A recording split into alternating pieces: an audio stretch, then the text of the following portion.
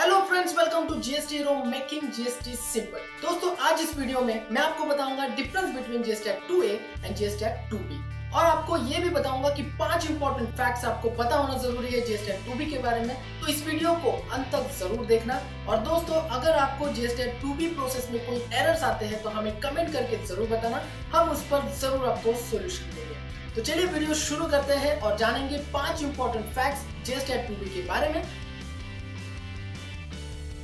Number 1 fact, GSTR 2B is not a written.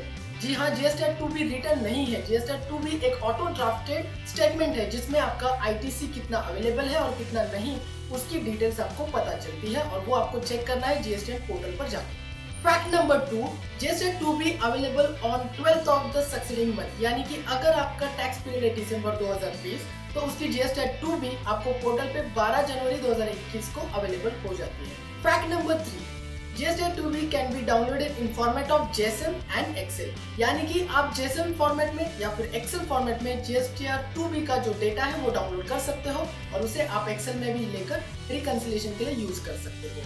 Fact number 4, GSTR 3B में reverse charge credit on imports का जो data है वो नहीं होता है। It is not a part of GSTR 2B। तो अगर आप रिवर्स चार्ज क्रेडिट का डेटा देखने जाओगे GSTR 2B में तो वो आपके लिए अवेलेबल नहीं होगा।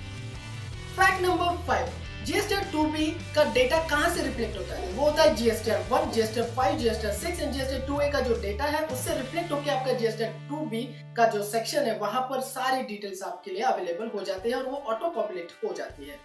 तो दोस्तों, ये थे 5 इंपॉर्टेंट फैक्ट्स GSTR 2B के बारे में। अब हम आगे जाकर देखेंगे difference between GSTR 2A and 2B।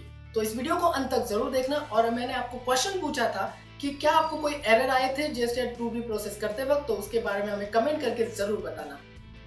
चलिए जानते हैं difference between GSTR 2A versus GSTR 2B। पहला कंपैरिजन देखते हैं dynamic versus static statement. GSTR 2A एक डायनामिक स्टेटमेंट है क्योंकि जैसे आपका सप्लायर आपके इनवॉइसेस अपलोड करता जाता है, डॉक्यूमेंट्स अपलोड करता जाता है, वैसे GSTR 2A अपडेट होता जाता है। लेकिन GSTR 2B इसके बिल्कुल अलग है। GSTR 2B एक स्टैटिक स्टेटमेंट है, यानी कि जब मंथली बेसिस पे यह GSTR 2B जनरेट हो जाता है तब उसमें आप चेंजेस नहीं कर पाते और उसमें चेंजेस किए हुए इम्पैक्ट भी नहीं करता है GSTR 2B पे। नेक्स्ट जानते हैं पीरियडिसिटी क्या है। तो GSTR 2A मंथली बेसिस पे जनरेट होता है, 2B भी मंथली बेसिस पे चेंज होता है। नेक्स्ट हम जानेंगे कि सोर्स ऑफ इंफॉर्मेशन क्या है। तो डिफरेंस ये है, GSTR 2A जब क्रिएट होता है तब वो रेफर करता है, सोर्सेस होते हैं GSTR 1, GSTR 5, GSTR 6, 7 एंड 8। लेकिन GSTR 2B के लिए GSTR 1, GSTR 5, GSTR 6 and ICEGATE system का जो रेफरेंस है, जो सोर्स है, वो लेने के बाद ही GSTR 2B और जनरेट होता है।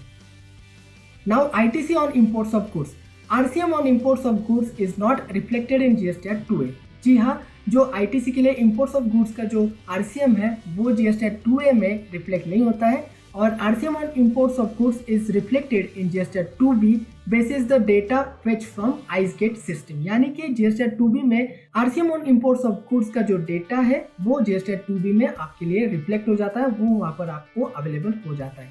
तो दोस्तों, ये थे important difference between GSTR 2A and 2B। Hope आपको ये वीडियो बहुत पसंद आया होगा। तो शेयर करें, लाइक करें इस वीडियो को और ऐसे ही वीडियोस देखने के लिए सब्सक्राइब करें हमारा चैनल।